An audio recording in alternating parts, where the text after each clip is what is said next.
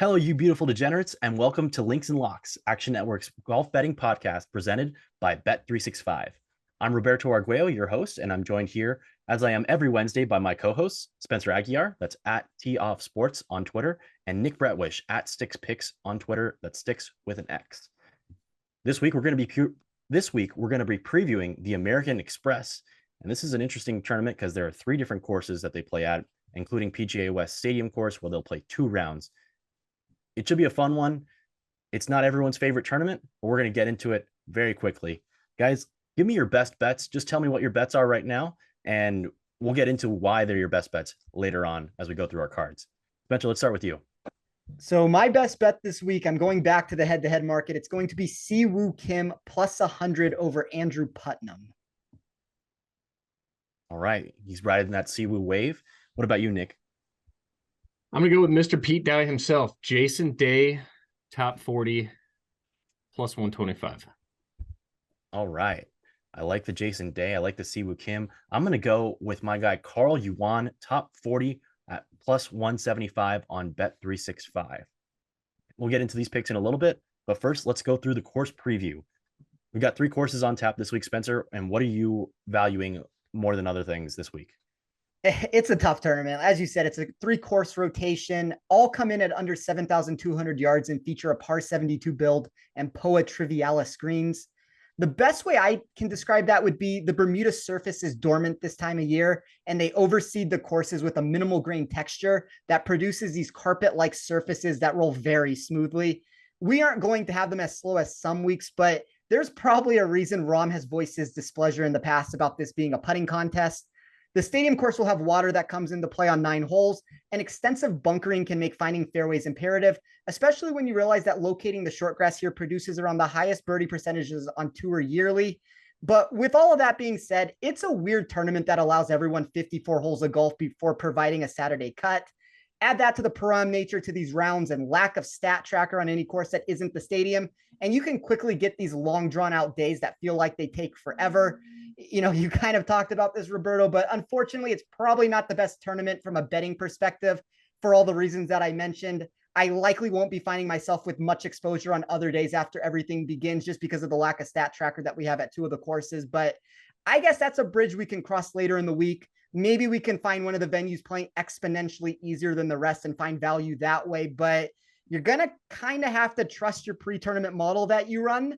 And while I always trust my numbers at the end of the day, from an in-tournament perspective, I really use the in-tournament numbers with the way I filtered in throughout the week. So not having that, or at least not having it at 2 of the venues, is going to make this more complex of a betting week.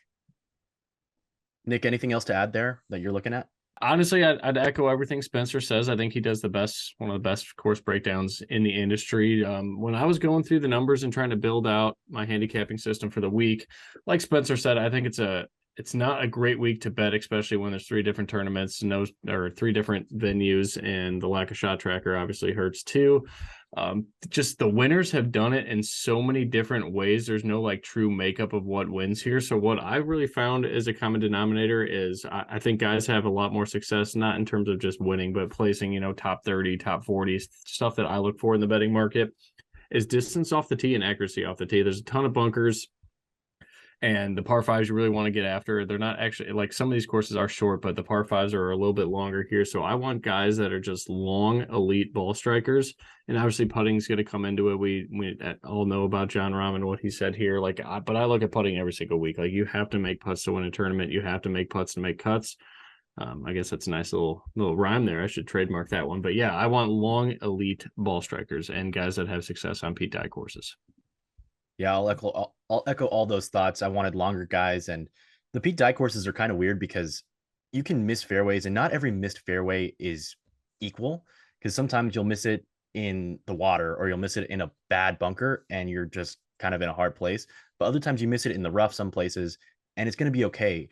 We mentioned this is a Pro-Am tournament, so the rough is not going to be super penal because they don't want these amateurs playing 6-hour rounds.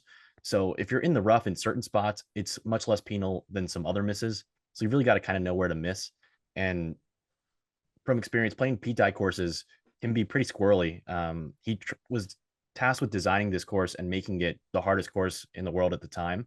And it was really tough, and tour players did not like it back when he built it, I think in the 80s or the 90s. And then they stopped playing the tournament at this course. But then with the advances in technology that have been completely game changers on the PGA Tour, it's become a much easier course, and it's not incredibly long.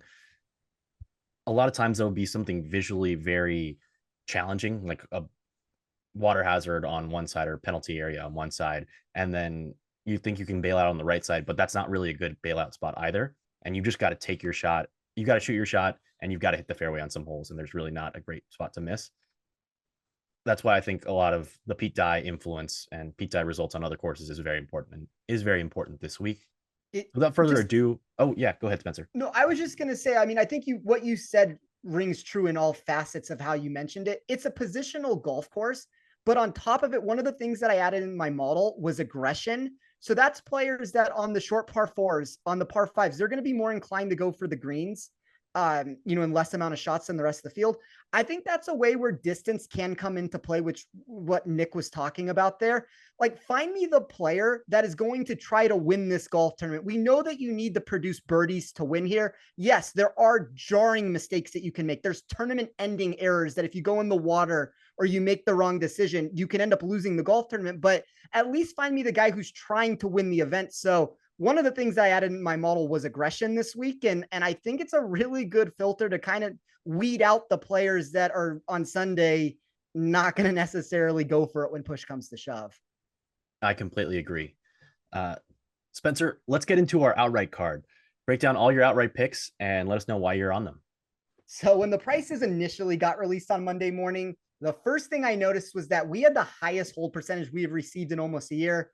That isn't great for us as bettors, but like all weeks, it's going to be vital that we shop around to get the best number possible. I'm going to keep saying this on every single show that we do together until something changes in my model. It doesn't mean that I'm going here this week like I have on some other ones, but Scotty Scheffler continues to show as an 8-1 golfer in any field that he tees it up for. As I said, I couldn't get myself to do it for what feels like, I don't know. I mean, it might be the fourth straight tournament if I did go that route, but he was one of only a few names that graded as a positive long-term value at their opening price. Obviously, I'd be lying if I said he wasn't going to cause some problems for me mentally if he wins this tournament and I'm not on him after all these times of backing him and my model likes him again. And maybe he specifically is the answer I'm talking about on a Thursday night ad. Like, I'm going to see where that price drops to. Now, the problem is Scheffler never falls as far as you think he's going to. So I don't know if I'm going to necessarily find myself there, but it's at least something to keep in mind. The same could probably be said for Xander Schauffele when his number opened at 25-1. He fell to the 20-1 range. I didn't end up taking it. I think part of that rebate came into play because of the concerns around his back, but I am going to give two plays on here. I'm going to save the rest for my Rotoballer article this week, but I will start with Taylor Pendrith at 100-1. That is at a couple books if you search around this week, but it's a much more challenging field than what we got at the Sony Open last weekend. But my model did highlight similar win equity movements for Pendrith as it showed for Kim. One of the important things when building my model, as I said, was to locate golfers that were aggressive on the short par fours and all the par fives, since those are generally going to be the holes that provide the best opportunity to score. He ranks second for me in that category for aggression. It shouldn't hurt that the weighted proximity ended up grading 24 spots better than expected for this track versus a standard test on tour. And so if you add all that together and you're telling me that he's the number one golfer in this field off the tee over his last 24 rounds, he's projecting, over 20 spots higher with his irons, which sometimes can be a problem for him. And then he should get rewarded for his aggression. That felt like an excellent upside option to target at a price that should have been closer to 50-1 in my model. And then I'm going to bite on a wager that's going to, I assume, be very popular, but my model absolutely loved Cameron Davis at 50-1. Davis graded as one of only 6 golfers to rank inside the top 30 of all 6 categories that I ran in my model this week.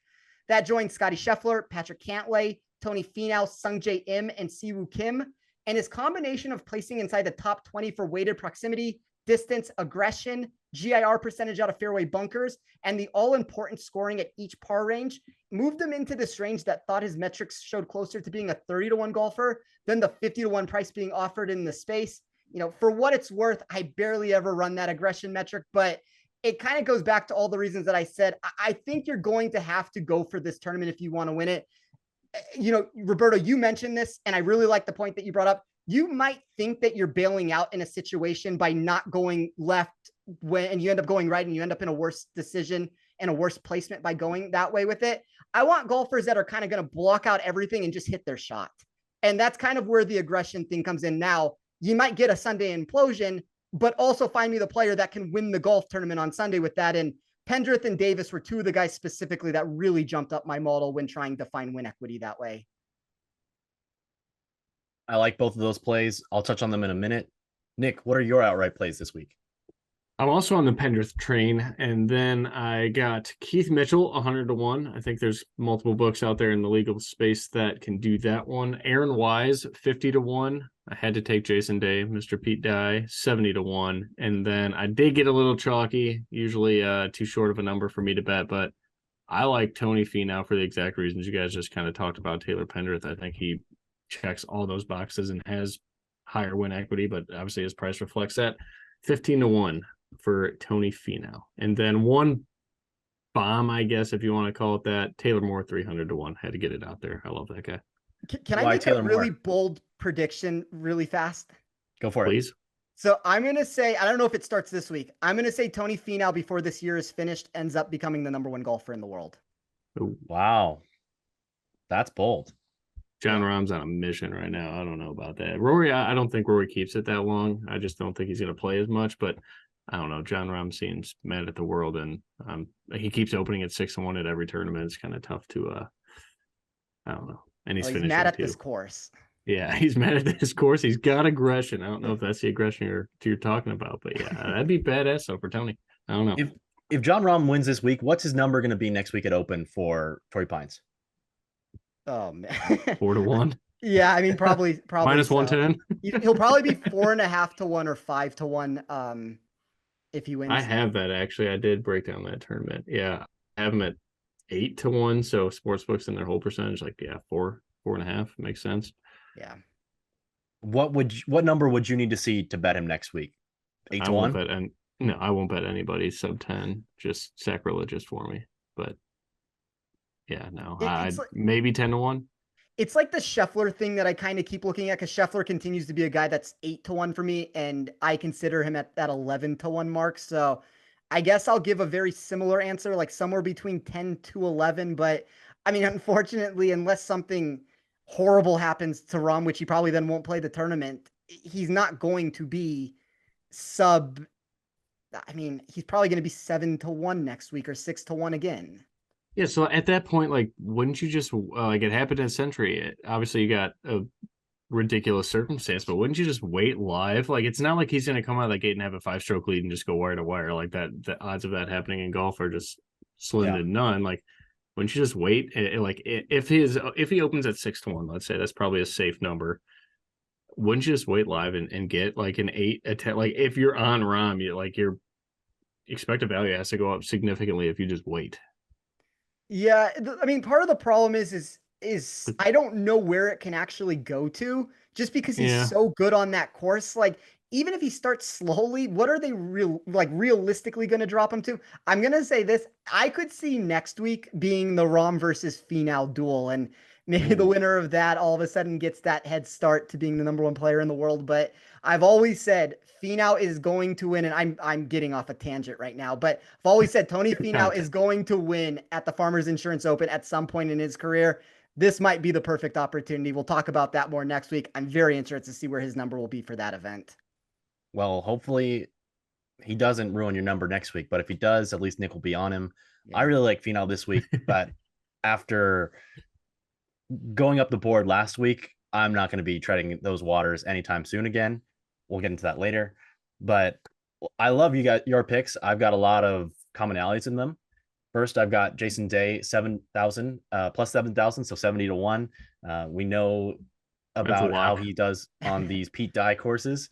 He won the PGA Championship in 2015 at Whistling Straits. He won the match play at Austin Country Club, and he won the Players Championship at Sawgrass. And additionally, there's also a Jack Nicklaus course in rotation this week, and he also has a win at the 2015 RBC Canadian Open, which was a Nicklaus course. So I like that. We know it's a buy low spot. If you listen to this podcast, you know that we're pretty bullish on him as he recovered from that back injury. We think he's back. First start since the RSM Classic in November. And before that one, he was rapidly improving on approach. So I'm bullish on him. I don't know that we're going to see 70-1 if he does well this week again. Then I'm on KH Lee. He's another guy who's strong on approach from all distances. We know you got to be strong from 150 to 175 this week. You got to be strong inside of 100 yards, and you also got to be strong outside of 225 on those long par fives. So I liked his overall accuracy on approach. And then he's got momentum. T7 at Century Tournament of Champions, T28 at the Sony Open. I think he's doing pretty well overall with his game. It's in good form. Third on strokes gained approach last year at this tournament, but he had one of his worst ever rounds as far as driving accuracy goes. So hopefully he can get that straightened out as his form's been a little bit better and it'll work out for him this week. Then I'm going with Sahith Theegala at 55-1 out there. He's got some putting upside, which I like. And he's also 56 in birdie or better last year. He's a Pepperdine alum, so he's familiar with desert golf, and we know he did pretty well at the WM Open last year when he nearly won. I'm also going with Cam Davis as Spencer is, and then Davis Rally 100-1 number play for me. 18th in birdie or better last year. I think he should be closer to around 60-1. Another guy with a lot of length, doesn't have a ton of weaknesses, runs really hot and cold, but he hasn't played since November. And I've got Taylor Pendrith as well. Same number, a lot of the same handicap for both of them. I think they both have potential spike weeks on approach and putting, and we haven't seen their form, so we don't know. But at 100-1, I'll take a shot on both of them this week instead of one of them in a normal week at what I think they should be priced around 50 or 60-1. Yeah, I mean, I think just like on the KH Lee train, he seems to be trending in the right direction right now. And I run my numbers through a longer duration of time, so I don't necessarily see some of that come to fruition like this week of doing it. But you see him moving in all the sharp markets with the traction. You saw it last week. You see it a little bit again this week. And then I just want to point it out. I feel like an evil genius right now where you guys as my friends are doing all my dirty work with Jason Day after years of me touting him over and over again for every single event. Like I just sit back and reap all the benefits of it. The process is happening. I don't know what happened, but I am a J Day guy. You talk to me long enough, all of a sudden I push everybody in that direction. Either you block me or you come on the train with me. Fair. We're all aboard the Jason Day train. But before we get to any more picks, as a reminder, the Links and Locks podcast is proudly presented by Bet365, the world's favorite sportsbook brand. Sign up with promo code ACTION, ACTION, to get Bet365's exclusive sign-up offer in New Jersey and Colorado. Bet $1 on any game, get $200 free. Guys, now that we've gone through our outright card, what matchups are we betting this week? Yeah, so I'll go to the bet of the week that I'm doing, and it's going to be Siwoo Kim plus 100 over Andrew Putnam, as I said at the beginning. And it's one of those spots where course history and current form are both propelling a golfer up the odds board.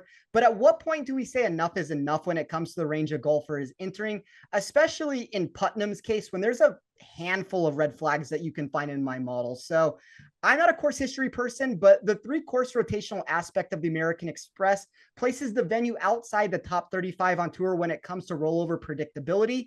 So while the 5 straight top 35 finishes here will show well when importing it into my model, it feels like one of those situations where books are overinflating the category, since it's hard to find much wrongdoing with his past at these properties, not to mention that his current form of 13 consecutive made cuts on tour continues this trend of safety, at least of what's being pumped out in the space. So, now I don't want to make it sound like safety doesn't matter or isn't present here. He does jump inside the top 25 of my model when running it for a flatter build. But, Nick and I talked about this a little bit when we were talking about a David Lipsky, Alex Smalley bet where both of us kind of like Smalley. But I think this abnormal 54-hole cut does skew the data a little bit and turns this more into a no-cut feel over anything else. So for me, that makes me more willing to shoot for upside on my head-to-head wagers this week. That's something that Putnam doesn't have whatsoever in the onslaught of negative marks on my sheet. He ranks 126 for weighted par 5 scoring. I think that's a massive indicator that he might find himself hovering around the cut line. Don't necessarily think he's going to miss, but I think it's a heightened cut chance that he misses the cut, maybe from what some people think. He's 87th for weighted total driving. And then the real eye popper for me is the 121st mark when we took the 3 main proximity zones of under 100 yards, over 200 yards, and between 150 to 175 yards. I would say my one concern here is that he does experience some positive trajectory when you add in the Nicholas and La Quinta courses. I'm a believer that if he had to play 4 days at the stadium venue, that his current metrics probably would fall apart at some point. But even with the guaranteed 1 round and potential for 2, there's enough water and danger that I do think he slips because of those metrics I just listed. And it's funny because Siwoo Kim seems to be experiencing the opposite here, where Putnam's getting all the credit for everything that he's done. Well, Siwoo Kim just won a golf tournament, and all I have read in the space is, oh, well, Siwoo Kim doesn't perform well after he wins a golf tournament. He doesn't perform well after he gets a top 10 finish.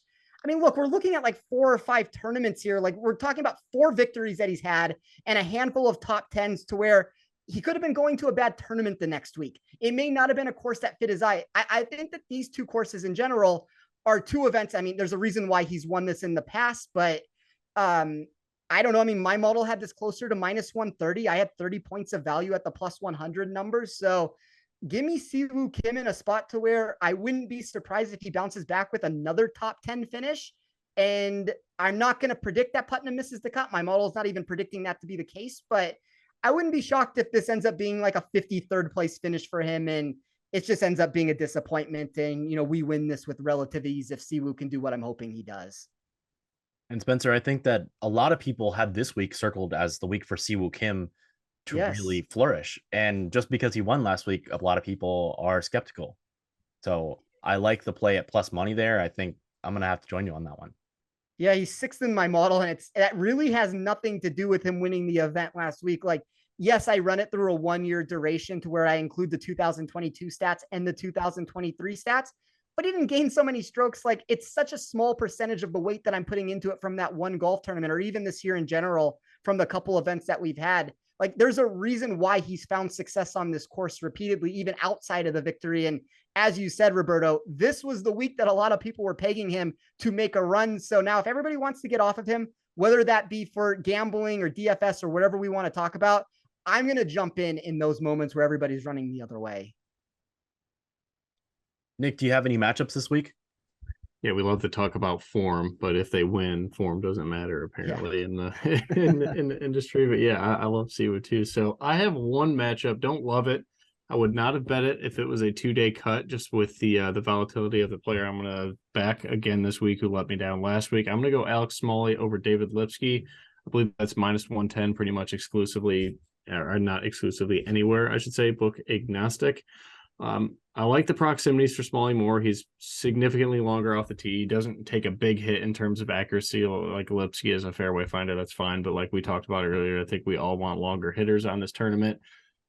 Good putter, did finish 25th here last week and is relatively good on P-Dye courses, if I want to say, based on the sample size. It's okay, I guess, nothing special, but same with Lipsky. Lipsky just, Smalley's a better golfer in my opinion overall. I would have had this more at minus 140 for Alex Smalley, so right around 30 points of value, which is pretty much always a number grab for me. So I'm gonna go Alex Smalley over Lipsky, simply because we get a 3rd day of golf for free. So the volatility of Smalley is hindered a little bit there. Can I add one more thing to that? Go for it.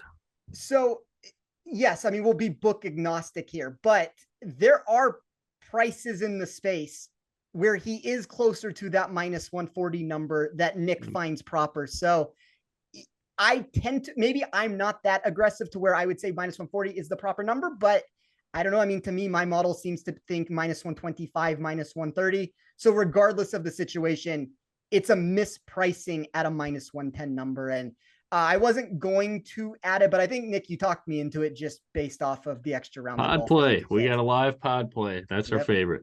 All right. I'm going to transition that because I don't have any matchups this week, but I do have a bet on Alex Smalley.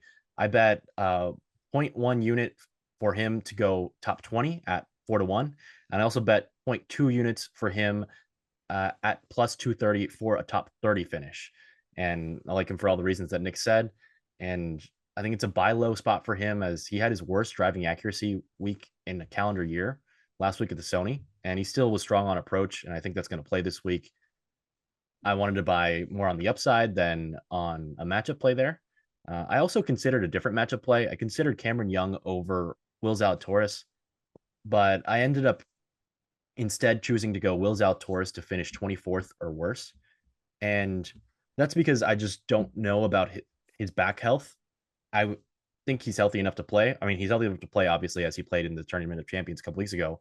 But digging in, I think he had a solid week overall as far as where he finished on the leaderboard. However, looking at the approach data was somewhat surprising because he lost strokes on approach. And in 20 track tournaments last year, he only lost strokes on approach one time. So that was surprising for me because not only does he normally gain strokes, he gains strokes significantly. And I'm just going to take a shot on fading him this week, 24th or worse. Didn't want to have to play him against anybody, but rather play him against the entire field. It's tough to beat 120 players on the PGA Tour in any given week. And if he doesn't have his fastball, which is his approach play, I'm not buying his putting as being able to carry him on any given week, especially in a putting contest, quote unquote, this week. So I'll fade him at 24th or worse. I thought about playing him outright had he been in health this week, had he been healthy this week, because he looked really good last year at this tournament and nearly won, or not nearly won, but he was one of the best players on approach and on a peak die course. I think his game plays when he's at full strength, but I'm just not quite buying that yet. So I'll fade him. And then I'll go with my last play, which is my best bet of the week. And that's Carl Yuan top 40 plus 175, which you can find on Bet365. I bet that 0.2 units to get to win 0.35. And I also sprinkled a tenth of a unit on him to finish in the top 20 at plus 475. And Yuan's a guy that I'm bullish on. He was the Corn Ferry Tour points leader last year. He's got a really funny swing. You can look up his swing on YouTube, and there are articles on it where he practices shanking the ball on driving range. So maybe don't try that one at home. But he's got 3 consecutive top 39 finishes on the tour. And that's after he played absolutely terrible at the beginning of his PGA Tour career. His first 3 cuts, or his first 3 events in the fall, he didn't make the cut, and he wasn't particularly close either. And some of his really poor numbers from those tournaments are kind of skewing him downwards. But he's got length off the tee, incredible length off the tee, and he's got above average approach play from all distances. And even though he's played so poorly relatively scoring wise, he's still been solid on approach. He had a win and 2 solo second place finishes on the Corn Ferry Tour last year. Also had another tie for second. So he's just a guy I think has more upside than the current pricing across the market. So I bet him top 20, top 40. I also sprinkled him to win outright. Don't necessarily know that you should tail that, but I got him at 250 to 1. I mean, it's a young player on tour where I regressed some of his numbers backwards because I didn't know exactly what to expect. So if I just ran like the actual numbers that he's produced this season, which would be so far and above what should be accurate in certain spots, like no golfer would be producing some of those numbers over the course of a year. You know, he graded as a top 15 type player for me. Now, when I regress some of those numbers back, he was right around the 40th range. I mean, I do think he's an interesting top 40 candidate to where, you know, all these Corn Ferry guys coming in, if you're telling me that some of them can get hot here, I mean, he's certainly one of those guys that I think can do it. So I don't have a problem there. And just before we move on from this section and we get out of the head-to-heads that we're talking about, we'll do another live bet very quickly on here that caught my eye. I didn't end up going in that direction with it. Maybe you guys can talk me in or out of it with it. And I think Nick will know which way I like based off of conversations we've had. Do you guys have any feel on a Brian Harman versus Sam Burns matchup I mean, the best I can see, which we can talk about juice on it, it's minus 115 both ways on it. So that'd be Harman versus Burns. Do either of you have an opinion? I'm staying away. Burns is great on Pete Dye courses. I know it, like no book likes him. The market hates him this week. The market hated Siwoo Kim last week too. So take that for what it's worth. I like Sam Burns. I wouldn't bet that just because Harman is like, okay, one of the safest golfers in the field, in my opinion. And he's obviously a Pete Dye star too. So I don't know. I just feel like I would feel wrong taking Brian Harman against a well-known name at minus 115. Like, I'll take Brian Harman if he's plus 120 there or something like that, sure, but I'm not laying juice with Brian Harman in anything. My model, for whatever it's worth, thinks that Brian Harman should be the favorite in that matchup, and not by much. Like, when we're talking, there wasn't enough value for me to punch the ticket. It was more in like the minus 125 range for what I had proper, but I don't know. My numbers just did not like Sam Burns this weekend. It didn't dislike him enough. Like when we look at Putnam and Lipsky, since those are 2 plays that now I'm on, they were guys that I was trying to find a reason to fade. while I'm looking for a reason to fade Burns, I think your point of doing it with Brian Harman isn't necessarily the most appealing. Right. I I mean, wish he that we kills it here. Like Harman's history is amazing here. Like there's no doubt about that. But yeah, just to pick on Sam Burns with Brian Harman just feels Roberto, I'd like to get your answer on this, but I'll just say very quickly 31 consecutive rounds for Brian Harman on tour, shooting par or better. That's incredible. Nice. He's safe. Yeah, it's safety of the play, but maybe you lose some of that safety with this being a 54-hole tournament. Like, there we go. That might be the problem. I don't hate. Go ahead. I don't hate Harman on this one. And if you look at Sam Burns' approach numbers, he's lost strokes on approach in 5 of his last 6 track tournaments, and the one that he did gain strokes was very minimal. The putters really just kept him alive. And at the Century Tournament of Champions, if he wasn't in the top 5 putting, I think he was like top 2 putting for the first 3 days and then didn't have a great Sunday, he would have been nearly DFL in that one. And I don't know. I think it's a nice spot to try and sell Burns, but I don't know that Harman's the way to do it. I don't hate it. I don't want to bet on Brian Harman to win a golf tournament, so I'd like him in some way as a safe option here. I don't love the minus 110 price. If you can get me at even money, I think I'd press the button. Yeah, I think all of that's fair. And I'm probably not going to go down that direction just because I only had 10 points of value to begin with. But I guess I'll use that as my honorable mention if there was a third play I was going to grab. It's really intriguing. I don't know that we've seen that matchup before on tour, or how often we'll see it, or which tournaments we'll see it. But that's a really interesting thought exercise for sure. The market hates Burns, but yeah, like I think you said it best, Spencer, at 54-hole cut instead of a 36-hole cut. Like it would not surprise me if Sam Burns throws a 7 or 8 under in one of these rounds Friday or Saturday or Thursday or Friday. It would be contradictory of what I said of trying to treat this tournament as a no cut approach with there only being 54 holes and then, or a 54-hole cut, and then playing Burns, who very well might catch fire with the putter. Like, yes, we can say that the putter is what's holding him on, but these are very pure greens. They roll smoothly. There's really, I mean, it's carpet-like feel to where not the speed of it, like they're actually like, it's a smooth rolling putt to where everything's perfect on it. So, I mean, maybe that propels Burns up further than what my model believes with it. But he was one of the outliers for me when we're looking at this board in general. Like, I mean, he's 29th overall for me, which is one of the worst equity finds I can find on the board. But maybe the better answer is trying to take him on in an in-tournament wager if we can find something on one of these days. Yeah, I think that's a good way to go about it. And I'm definitely going to keep my eyes peeled, especially seeing how his approach looks, his approach numbers look. Unfortunately, we're only going to get one of the first 3 days of track data for that. That's what makes it tough. Yeah. Yeah. We can look at greens and regulation, I guess, otherwise, but we'll have to dig into that at least. Guys, any final plays before we get out of here?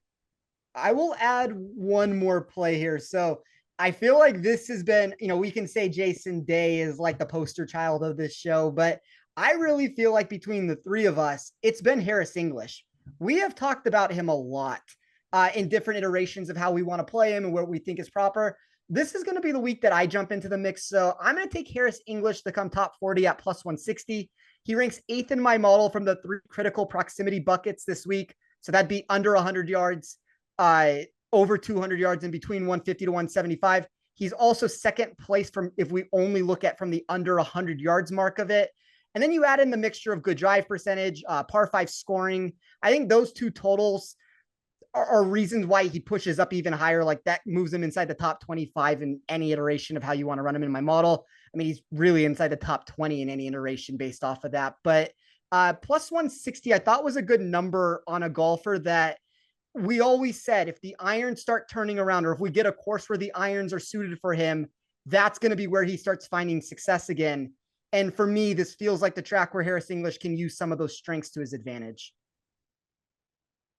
I'm still not quite there on the approach numbers, and the lack of driving distance makes me a little bit hesitant here as well. Also doesn't have great Pete Dye. Markets hate him, so they're with you on this. Like I haven't seen much positive movement for him. If we get a solid result out of him this week, I'm going to be very intrigued looking forward and playing him, but I'm out this week on him. I think last week as well, I was looking at live odds throughout the tournament, as I often do, and he got up there in the top 5 in the live markets at some points last week, which I thought was very surprising, and also just shows how crazy that tournament was last week at different times, and Friday and Saturday especially. But yeah, I'm out on Harris English for now, but he's someone I'm monitoring in that Jason Day vein, where he's a guy who is a winner, a proven winner, who when he gets his fastball back, I'm going to be on, but I'm just not sure when that is. You could maybe make an argument based off of everything that you just said that if you were going to play him, the more ideal way to do it would be a top, I don't know, 10 or 20 bet, because then you shoot for the maximum upside. Because I do agree that there are some concerns on the back end with it. It's not the cleanest profile in the world, even if he is ranking inside the top 20 for me in a lot of the iterations of how I'm running it. But I don't know. I'm going to try to jump the market here on this one just because look, he's not a player. Like I've been fading him every single week in tournament matchups. I've been trying to find reasons to take him on. And for the first time in a really long time, my model found a reason why it wants to play him. So that meant something to me. Like he was one of him and Pendrith were really the two massive outliers that I had in this tournament, whether you're looking for win equity or, mispricing at the prices that they were. And as I said, you can talk about English going in the wrong direction at a lot of these books and being underdogs in some of these matchups, but I don't know. It's like, it's him, it's Ricky Fowler. It's like some of these guys where I think actually have realistic chance to find success here. And the market is still trying to price them as somebody that more of what they were a year ago, or, like in English's case, more of what he was when he got hurt during that time period versus what he was at this time last year. Yeah, I was looking through Data Golf's model for this week and looking at their odds and their projected odds in the EV, and Pendrith is the top one on one of these books that will remain unnamed. So that one caught my eye immediately, and so I got that 100-1 as well. Yeah. I'm going to be very interested to see how English does this week, and you can get him for plus 750 on Bet365 for a top 10 this week.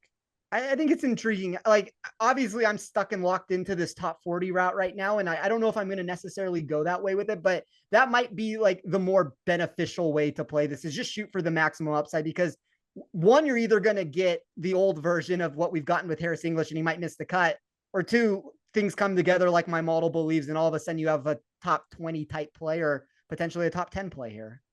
Yeah, and after missing a bunch of cuts last year, he's got, I think, 7 straight made cuts. So that's at least a sign of some progress, even if he hasn't gotten a top 20 finish quite yet among that span. Yep. Guys, any other final plays before we do our wrap up from last week? I'll give you 2 top 40 long shots here. I'm going to go Taylor Moore, top 40. You can get a plus 240 number out there.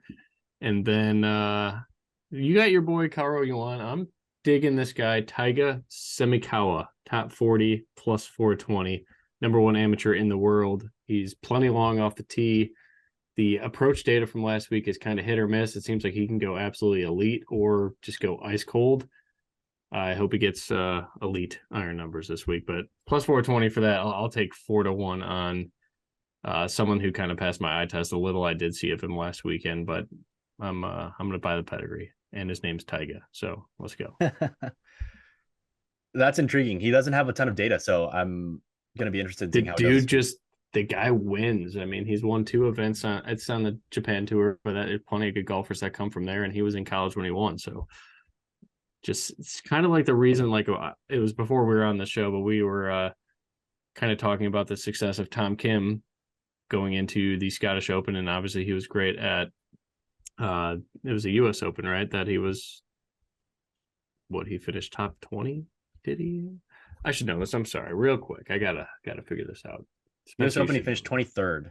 Yeah, and then he went to the Scottish Open right after that, right? And he finished 3rd. Yeah, so it's like if you look at Tom Kim prior to that, like all this dude did anywhere he went was top 10 it, and Taiga Semikawa does that. So I'm gonna roll the dice here that we may be onto something with a really good just overall player and long ball striker on the Japan tour here. Pretty crazy to think that someone like Tom Kim was playing on the Japanese tour and just the Asian tour events a calendar year ago, and then last week he's number 1 on the board at the Sony Open. And with that, we'll transition to our Sony Open wrap up.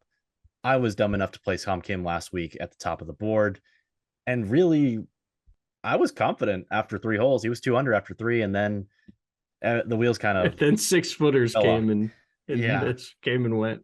Tough week to have his worst putting week on the tour ever. I didn't hate it. I just think the regression monster was due to come, and unfortunately, it flapped him across the face last week. That didn't work out for me. Other than that, I had some up and downs.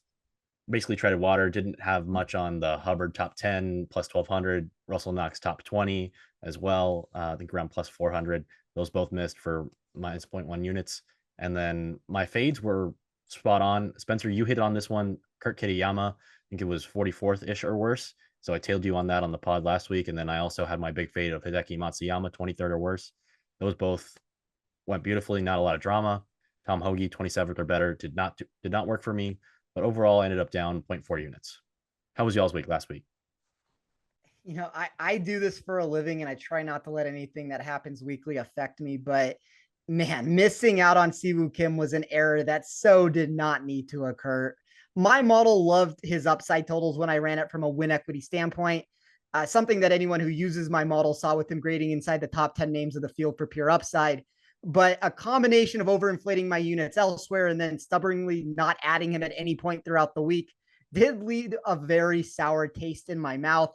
That's rarely an answer that you hear me give after a tournament, since I live and die by my model, but I couldn't help but feel like I left something on the table at that event. On a positive note, I did hit my play of the week of Grayson Sig plus 100 over Robbie Shelton.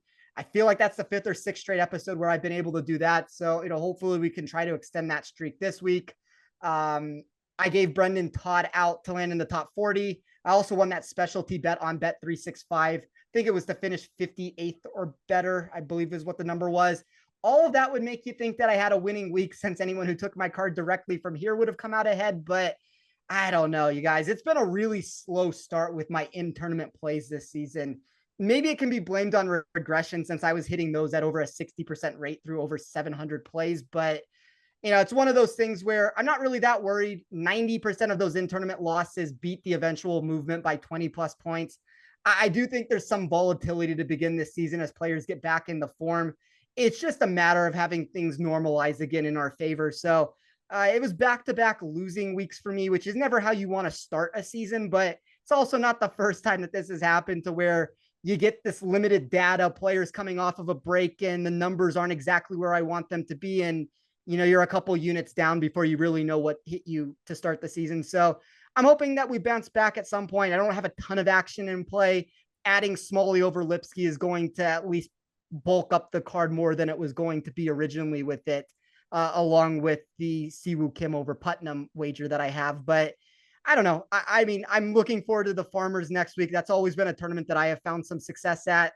And I think it's just the ebbs and flows of gambling, unfortunately. No matter how much time and research and energy you put into it, there's a human element to this, to where players sometimes don't perform to the metrics that you have on them. And I think that that's kind of what's taken place for me in these in-tournament bets. And, thankfully, I wrote an article for Action Network on Saturday night, and 2 of those 3 won. And Putnam, who seems to be the bane of my existence right now, ended up making an 8-foot birdie putt against KH Lee to win that bet rather than push it. So that swing right there essentially was the difference. If I could have hit that, I would have broken even. But just feels like one too many bad breaks on Sunday or whenever the bet closes, to where they just haven't gone my way. And, that's the nature of the beast when you're in this industry. Variance is always a constraint, but in the long term, if you keep doing plus EV plays, it'll come back and 100%. You'll get yours. Nick, how was your week last week? Terrible. Besides it turned out all right, plus 5.52, but that was literally all because of Spencer's matchup with Sig over Shelton, and then adding Siwoo Kim live twice. Nice. He was the highest owned player I had in DFS, but so was Keegan Bradley. So my week should have been so much better. Also was super high on Jordan Spieth. Could not imagine him missing the cut, and then that happened. So I got lucky with Siwoo Kim, I guess, but it kind of pisses me off that I wasn't there pre-market or pre-tournament, I should say, because that's usually someone I bet often, and really good numbers on him last week, and I obviously loved him enough to go extremely heavy at DFS. But betting wise, it was rough, but I've kind of taken it easy to start the year so far, and I'll continue to do that probably until the Farmers. If not, maybe a little more until we get a little more data to settle in and everybody come back from the November break. Guys, where else can we find you this week? So you can find, I will have an article out tomorrow for Action Network. We'll see exactly where I'm going with it. I haven't made a decision right now. It will not be the head-to-head play that I gave on here, though. It might be a first-round play, might be some overvalued players in the market. It might be some sharp movements. I try to vary that Wednesday piece that I put out for Action Network. You can also find me over at Rotoballer. We're doing some really great stuff over there this year. All the numbers that I've talked about and my model, you can get my model over on Rotoballer's website. If you use the code 20OFF, you'll get 20% off the purchase price of that. Like, my model is what I live and die by every single week. So I trust these numbers that I'm putting together, obviously, like, as a bettor and somebody who tries to get better as a bettor, being able to do your own research and use your own numbers is one of the keys to this game. Like, obviously you can listen to shows and you can hear what we say, and we're going to always give you the best information that we can. But it is important that you try to do some math of your own of it and, have some sort of an idea of where you're going to go with it in the week. And I think my model does that very well. So you can find that there. And then, Nick and I do our Better Golf Pod show together, which we're always very proud of. We do a lot of DFS discussion on that show. But if you haven't checked that out, be sure to check that podcast out. And you can find me on Twitter at TOff Sports. All right. And with Spencer's model, you can download it. You can play with the weights. You can move stuff around yourself. So it's a great way to get into building your own model if you don't already do that. Nick, where can we find you this week? Yeah, just at Better Golf Pod, BETTOR Golf Pod. And good luck to everybody this week. So another good week of football, though, coming up. So until football ends, that is kind of where the majority of my time goes to. So it's a fantastic betting week in the NFL market for me. Obviously, again, Siwu saved the golf card, but the golf card I'm not happy with from last week. All right, well, that'll do it for today's episode. Thanks for joining us here at Links and Locks, presented by Bet365. For more great golf content from our Action Network and Golf Bet team, check out our Best Bets episode from earlier this week, featuring Golf Bet Jason Sobel and PGA Tour's Ben Everill as they quickly run down their top plays for this week's tournament. You can find us all on Twitter. You can find Nick at SticksPicks with an X.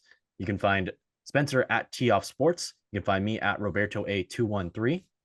Thanks again for everyone who makes this podcast possible, especially our producers Noah, Sophia, and Matt. Thanks, and here's to hoping you hit the green this week.